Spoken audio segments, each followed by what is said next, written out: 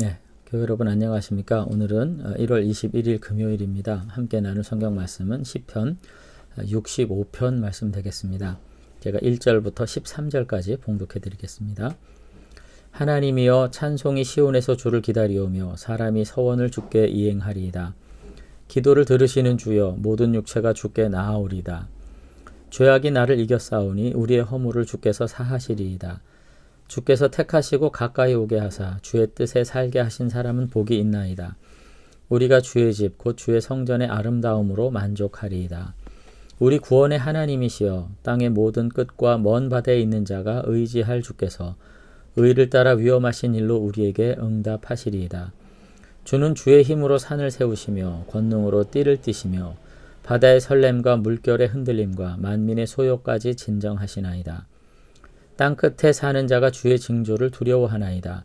주께서 아침 되는 것과 저녁 되는 것을 즐거워하게 하시며 땅을 돌보사 물을 대어 심히 윤택하게 하시며 하나님의 강에 물이 가득하게 하시고 이같이 땅을 예비하신 후에 그들에게 곡식을 주시나이다.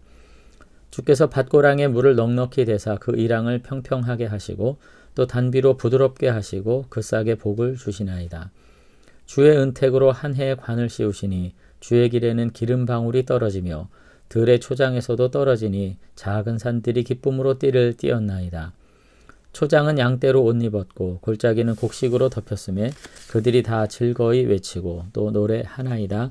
아멘.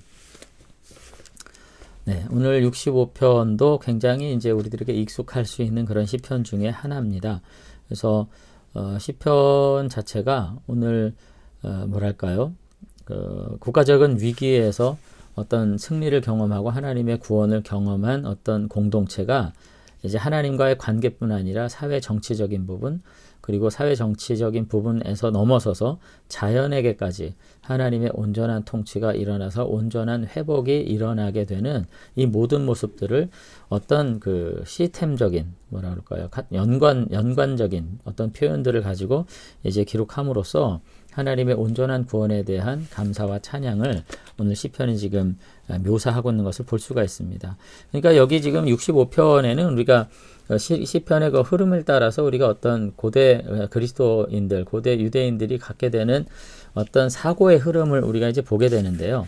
이제 하나님의 임재로부터 역사가 시작돼 가지고 그 하나님의 통치 그리고 그것이 인간에게만 미치는 것이 아니라 온 자연계까지 미침으로써 온전히 하나님의 택한 모든 백성들과 온 세상이 생명을 덧입게 된다라고 하는 굉장히 포괄적이고 굉장히 유기적인 이와 같은 사고를 이제 가지고 있는 것을 볼 수가 있습니다.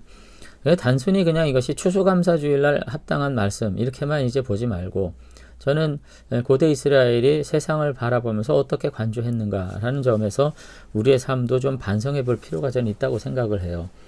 그러니까 우리 개신교 이제 교인들의 경우에 보면은 사실 너무나도 그 사고의 폭이 제한돼 있죠. 오직 나. 이제 가장 많은 분들이 그런 것 같아요. 오직 나예요, 나. 오직 나. 내가 어떻게 복을 받을 것인가. 그리고 좀 더 확장하면 우리 가정이고요. 그것이 우리 교회. 이렇게까지밖에는 더 이상 확장이 안 되는 거 이제 보게 됩니다.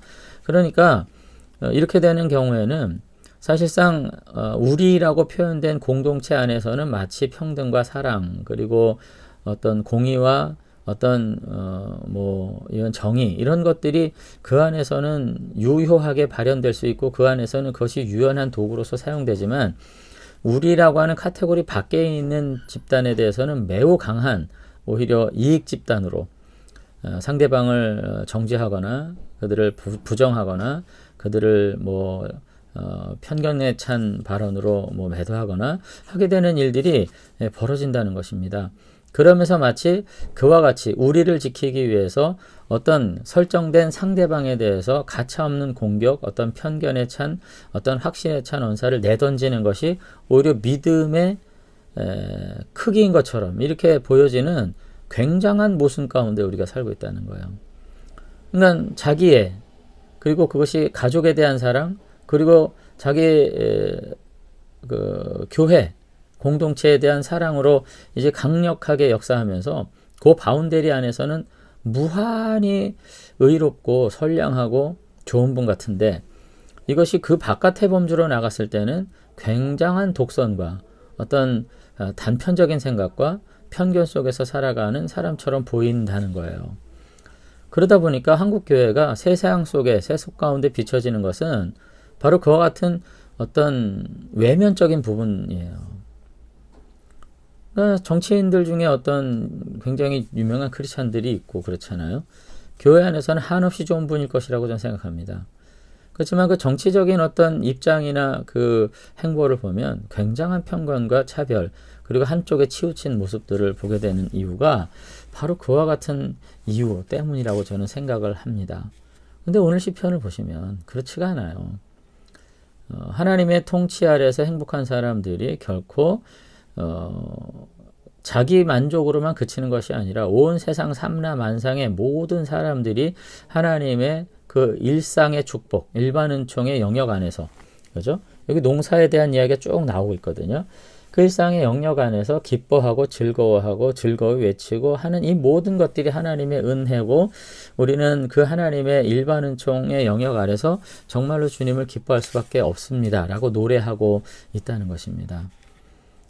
그런 점에서 저는 오늘 아침에는 우리가 교회 안에서는 정말 너무나도 의로운 사람일 수 있는데 사회 속에서는 우리가 어떻게 평가받고 있는지, 왜 그렇게 편협한 사람들인 것처럼, 이기적인 사람들인 것처럼 평가받고 있는지를 우리가 반성하면서 우리가 그와 같은 굉장히 편협한 사고방식 속에 살고 있다면 그것은 결코 성경적인 어떤 관점도 아니고 하나님께서 기뻐하시는 어떤 태도도 아닐 수 있다는 거 우리가 생각할 수 있었으면 좋겠습니다.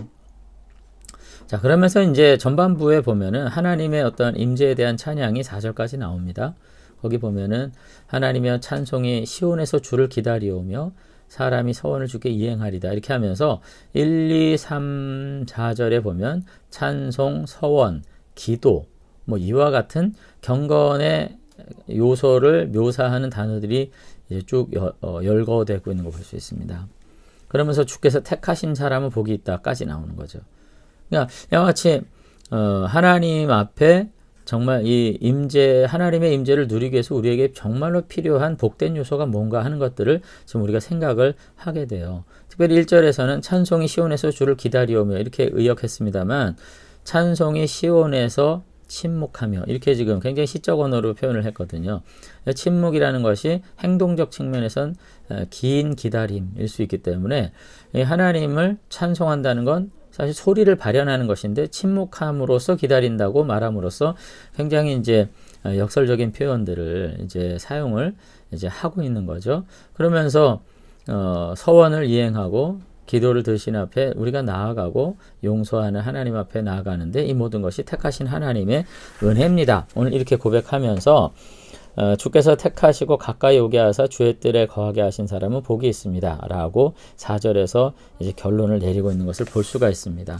그러면서 이제 5절부터 8절까지는 하나님의 통치에 대한 이야기들을 이제 이야기하죠. 땅 끝의 모든 끝과 먼 바다에 있는 모든 자가 의지할 주를 따라서 하나님 앞에 응답하는 삶을 삽니다. 이렇게 말함으로써 이거 단지 택한 사람뿐 아니라 땅 끝에 거하는 온 인류 만물이, 모든 사람들이 하나님의 통치 아래 있고 하나님의 그 세우시는 권능 아래 사는 존재들입니다. 오늘 그렇게 말하면서 그 모든 존재가 아침과 저녁이 되는 것을 즐거워하게 하시는 분은 하나님이십니다. 그러니까 4절과 이제 상응하는 내용들이 뭐냐면 8절이에요.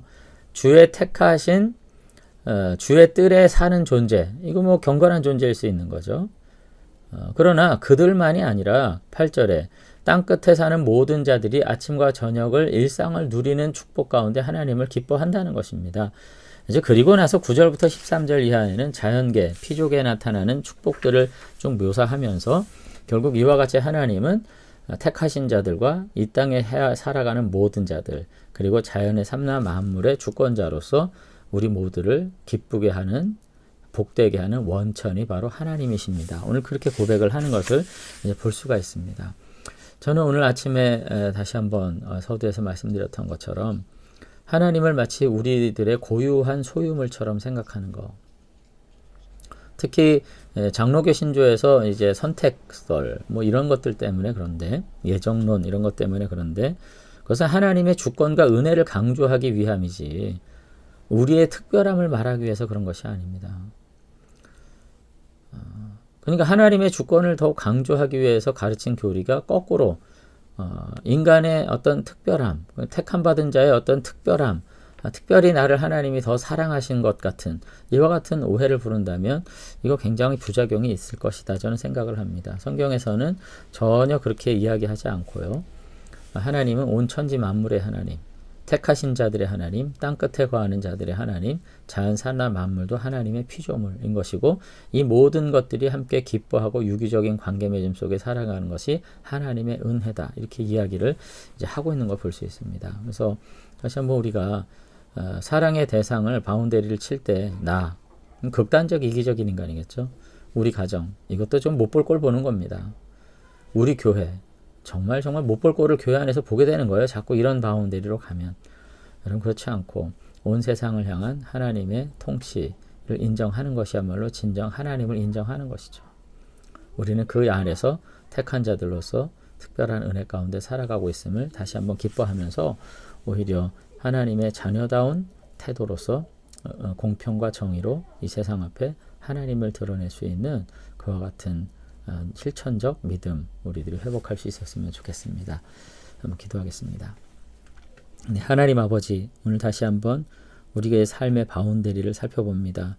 그저 나 하나 먹고 사는 것에 연연하면서 가장 이기적인 모습으로 극단을 치닫는 극단적 기도와 극단적 축복과 극단적 선택을 말하는 그와 같은 삶을 내가 반복하고 있지 않습니까?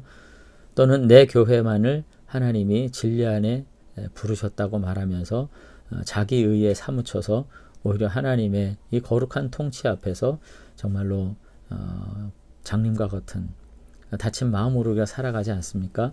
하나님 다시금 우리 자신 돌아보게 하시고 오늘 이 세대 가운데 역사하시는 하나님을 긍정하면서 특별한 믿음으로 부른 우리들이 그 주님과 더불어 이 세상을 하나님의 것으로 돌리기 위해 다시 한번 충성하는 거룩한 청지기들로 살아갈 수 있도록 하나님께서 우리를 축복해 주시옵소서. 오늘 이 아침에 다시금 이 세상을 바라보면서 온 세상에 충만하신 하나님으로 인해서 다시 한번 담대한 하루 보내도록 우리를 새로운 깨달음 가운데 불러주실 줄로 믿사옵고 예수님 이름으로 기도드리옵나이다. 아멘. 네, 감사합니다. 오늘 하루도 저 산 밑에 초장에 덮인 양떼에게까지 꼴을 주시는 그래서 그것을 즐거워하는 외침을 바라보면서 하나님의 찬송을 그 목소리를 통해서 듣게 되는 그와 같은 어떤 깊은 묵상, 심미적 어떤 묵상을 통해 가지고 우리 마음을 더 풍요롭게 가지시고 하나님 앞에 영광 돌리실 수 있는 저와 여러분들이 되시면 좋겠습니다. 감사합니다.